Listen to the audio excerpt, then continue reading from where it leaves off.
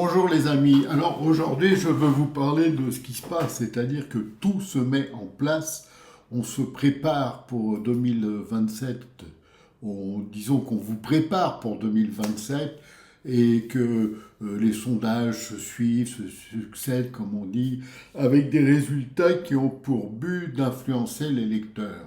C'est-à-dire que l'électeur, on veut absolument qu'il vote Édouard Philippe ou au pire Gabriel Attal. Bon, le résultat, à mon sens, c'est qu'on va se retrouver avec un duel Mélenchon-Le Pen ou Bardella, puisqu'on ne sait toujours pas avant le 7 juillet lequel des deux, ou si peut-être aucun des deux ne pourront se présenter. Donc on en est là. Alors c'est comme ça, on vous vend du vent. On a vu là le samedi là, avec le PSG. Tiens, à propos de ce samedi avec le PSG qui n'est pas en cause, c'est pas lui le responsable, ce sont les pouvoirs publics qui laissent faire, bien sûr. On a vu quelque chose d'important, tous les témoignages le disent, sauf dans les médias, parce que là, il ne faut rien dire. Les voyous ne parlaient pas plutôt français. Tiens, ça c'est bizarre.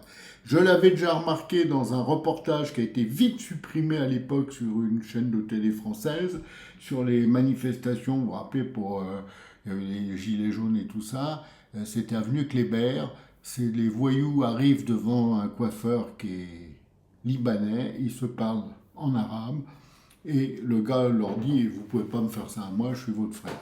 Ils disent, ok, on va te laisser tranquille.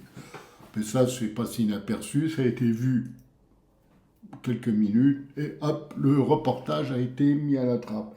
Alors on a vu donc ce samedi des hordes barbares hein, euh, attaquer carrément Paris. Hein. Le gouvernement n'a rien fait. On a vu des images fantastiques du périphérique où on dit on a bloqué le périphérique et tout le monde pouvait rentrer par une entrée qui était ouverte. On l'a vu, hein. L'avenue de la Grande Armée était ouverte. Après, on pouvait descendre tranquille et tout. On a vu les voyous d'où ils venaient. C'est pas nouveau, mais bon, on le voit à chaque fois. Et nos médias font comme si de rien n'était. Les ministres, quant à eux, que ce soit de l'intérieur de la justice, se trouvent avoir réussi leur mission alors qu'ils l'ont complètement foiré. Ils devraient démissionner quand même. Je sais pas, moi je serais président de la République, je leur dirais vous êtes nuls, cassez-vous. Non, non, pas du tout, ils sont là, ils vantent leur bilan, mais c'est pas un bilan, c'est un naufrage.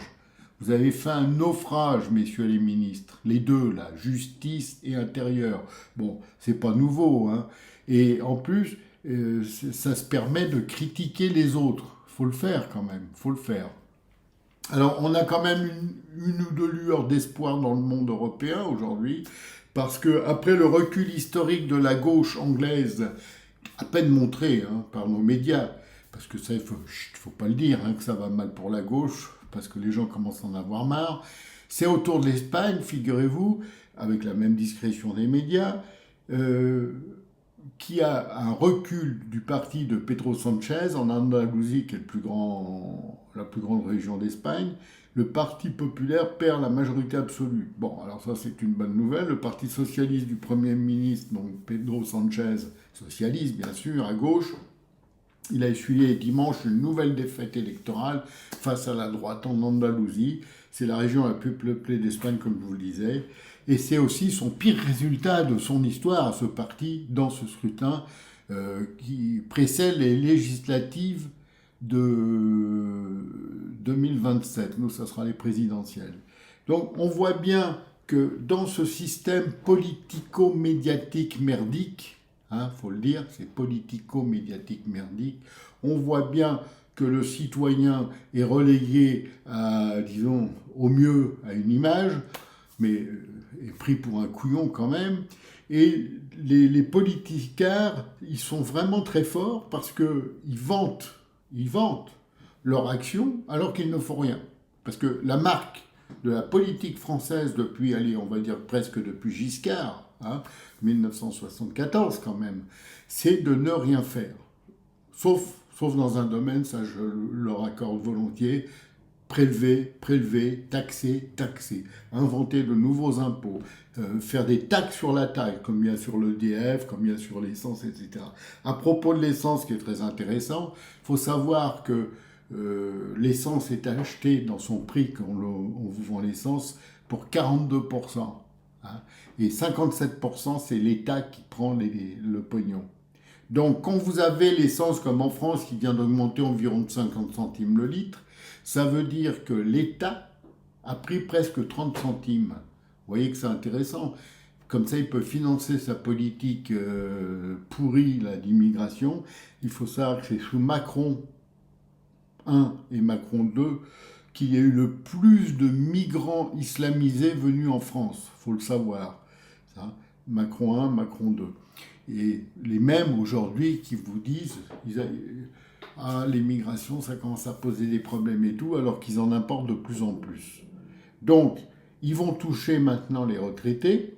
Hein, ça, c'est une bonne pioche pour eux, alors qu'il faut aussi savoir que les retraités avaient, par 2 fois, 2017-2022, voté majoritairement pour Macron. Ce qui était inconcevable, puisque Macron a déjà baissé les retraites, figurez-vous, au moins 4 à 5 fois. Mais c'est discret, personne n'en parle. Je dois être le seul site en France à avoir publié 2 ou 3 fois des articles sur ce point. Mais bon, pourquoi, je ne sais pas, c'est tabou. Par contre, là, ils vont toucher aux retraites, je peux vous le dire. Alors, le but, contrairement à la promesse de Macron, rappelez-vous, 2 fois il a fait cette promesse, de garantir un minimum retraite aux Français, hein, ça n'a jamais été fait. Là, il va garantir de piquer du pognon aux retraites. Un pognon de dingue, bien sûr. Ça va passer. Alors, au lieu de s'en prendre à ceux qui ne foutent rien, aux casseurs, hein, aux voyous, etc., aux trafiquants, etc., non, on va s'en prendre à ceux qui ont travaillé toute leur vie. C'est beaucoup plus intéressant et surtout, ça ne fera pas de vague. Parce que c'est ça le problème, ça ne fait pas de vague. On voit ce qui se passe partout dans le monde et c'est terrifiant. C'est franchement terrifiant puisqu'on voit que l'Occident est en plein naufrage et que de l'autre côté, il y a une religion qui est tout sauf d'amour, qui est en train de s'imposer avec... En fait, c'est une religion politique avant tout qui est en train de s'imposer parce qu'elle offre un discours combatif et qui, disons, qui fait adhérer beaucoup de gens. Hein. Les filles, ils ont bien compris le système. Pourquoi ils sont disons, avec ces gens-là, c'est parce qu'ils savent très bien que c'est là qu'est le nouvel électorat. Et c'est des gens qui sont actifs. Je vais vous donner un seul exemple qui m'avait frappé, et il ne date pas d'aujourd'hui, je pense qu'il date d'à peu près une dizaine d'années. J'avais vu que dans les parents d'élèves élus, dans une ville que je ne citerai pas en France, en périphérie parisienne, il y avait déjà plus d'étrangers que de Français, parce qu'ils s'intéressent, parce disons, ils militent, voilà, c'est ça, ils sont actifs et ils remplissent toutes les cases comme ça et ainsi de suite, et c'est ainsi qu'on prend le pouvoir. C'est la théorie des frères M, que tout le monde connaît, qui consiste à s'introduire dans le système pour mieux le faire sauter de l'intérieur. Ça, c'est un grand classique, mais bon, ici en France, on s'en fout, hein, du moment qu'on a la télé à regarder, puisque c'est la télé l'a dit. Si la télé l'a dit, c'est bon, le reste, on s'en fiche. Donc voilà, on en est là. On nous prépare un 2027 facile. Hein. D'ailleurs, pour conclure, je vais vous dire juste cette chose. Regardez les sondages, regardez les résultats des élections et vous verrez qui va gagner en 2027. Je peux vous dire, ça ne sera pas le candidat ou la candidate du Rassemblement national. Ça sera malheureusement encore un type de gauche, ou une femme de gauche. Je ne vois pas de femme pour l'instant chez eux, mais un type de gauche. Et même peut-être, et ça serait là, on aurait touché définitivement le fond, je vais vérifier mon passeport d'ailleurs, ça pourrait être un certain surnommé méchant con. Voilà, là c'est encore plus grave que tout. Bon allez, je vous laisse parce que sinon c'est très énervant. Donc on est mal, on est même très mal, toujours plus mal. Bon, j'espère que certains vont pouvoir s'abonner parce que ça nous aide, comme je le dis à chaque fois, mais bon, c'est difficile, hein, visiblement, de passer des messages hors du système classique. Et d'autres vont nous soutenir. Voilà. Merci à vous en tout cas et à bientôt.